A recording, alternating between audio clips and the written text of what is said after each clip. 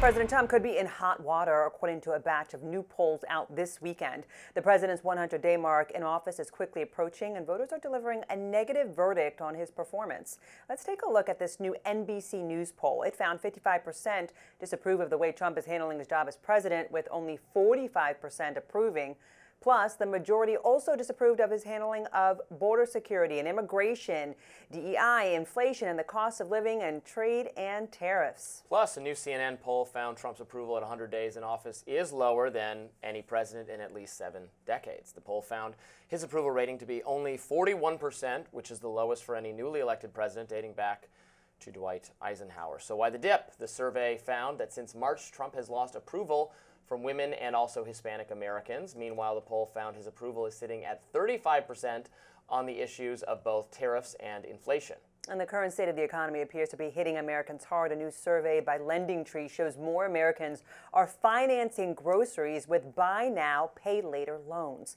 About 25% are funding grocery purchases with those loans, up from 14% last year. Whew.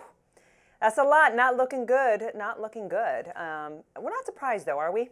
Well, the Trump tariff policy has, I think, been a massive shooting yourself in the foot situation that has not been received favorably by independents. I know the most fervent quarter of the MAGA base loves the idea of the tariffs, but they have resulted in a lot of shocks to the economy that spooked independents, that spooked new people into the Trump coalition. And look, as I always say, the economy is the main issue.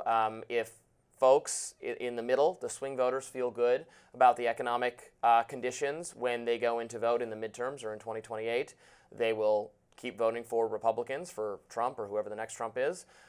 If conditions are bad, they won't. Like, it's that simple. Yeah. And so I think Trump really does risk dooming his entire political project by pursuing that policy. Now, Trump has stepped back from that policy and is currently in the midst of negotiating trade deals with tons and tons and tons of countries that will lower barriers to trade, and so make it easier to have trade and have exchange, and that will bring prices down, and that will improve the economy, and that's a great thing.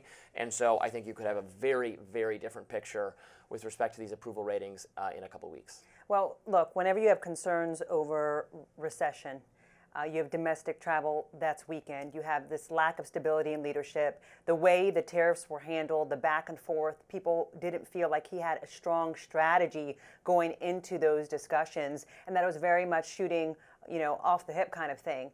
That doesn't make people feel good about whether to buy a home.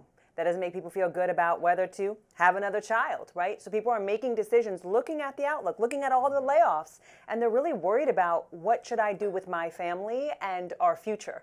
And anytime you end up in those kinds of waters, I think that people are angry now because they've felt on edge, and now they're angry. Those who voted for him, some of them are very angry because they felt like you were our deal maker, right? But they also forget that they hired a reality TV star.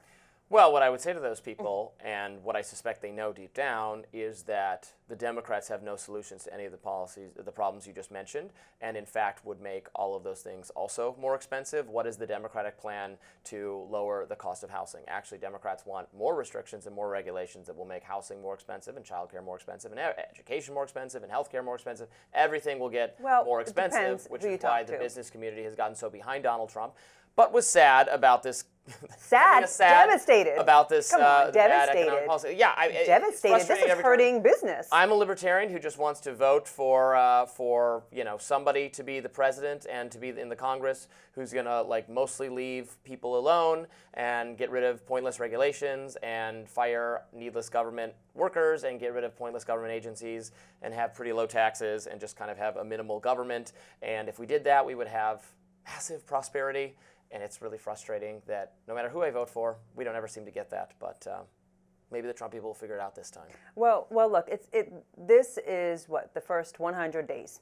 He does have some time, and some of the loyal MAGA voters will back Trump. They'll say, look, he's going to figure it out. He's our negotiator. He's going to figure our way out of this. Those who are less optimistic are looking at this and saying, yes, to your point, actually, and I agree with you, that Democrats haven't seized the moment and really getting their messaging on how they're going to help those specific issues. So the problem for Democrats is you haven't leveraged this moment.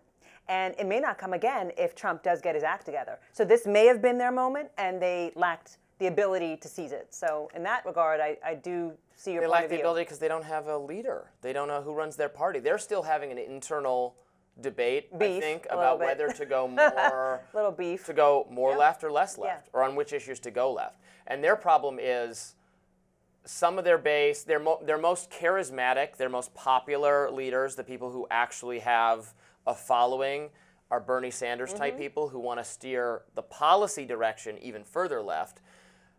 They're up against very squishy, more centrist establishment type figures who I think maybe have some better ideas, but have no charisma whatsoever, no track record of recent success, and have no argument to make against the far left at this point. So I see the party being really pulled to the left in the coming months and years, I think. And that might make the Republican policies even more appealing. People are going to say, well, I really don't like that Trump, screwed up the economy, hopefully briefly, and a couple other things, but I know that if we vote for Democrats, we're going to get far left redistributionist policies. Well, and I think that's what voters will have to decide is which one are you going to, go with. We still have time, though. So that's what I say. I think Trump's camp could make the most of this, but so could Democrats. It just depends on who gets their act together faster. I think unlike most political figures who see their polls crumble and never recover, I think Trump could easily recover from these bad poll numbers with just slight tweaks to the policies. Is it, why I say major tweaks in terms of you've got to help the business community because that's who's hiring. We know that small businesses hire, 50-60% of the workforce. So you've got to find a way to get to small businesses. And I think if you do that, along with a couple of other moves, you're right. I think he actually could come back because he's such a loyal supporter. The business of this country is business, so said my favorite president, Calvin Coolidge. A tragic update in the Jeffrey Epstein sex trafficking case. Stay with us.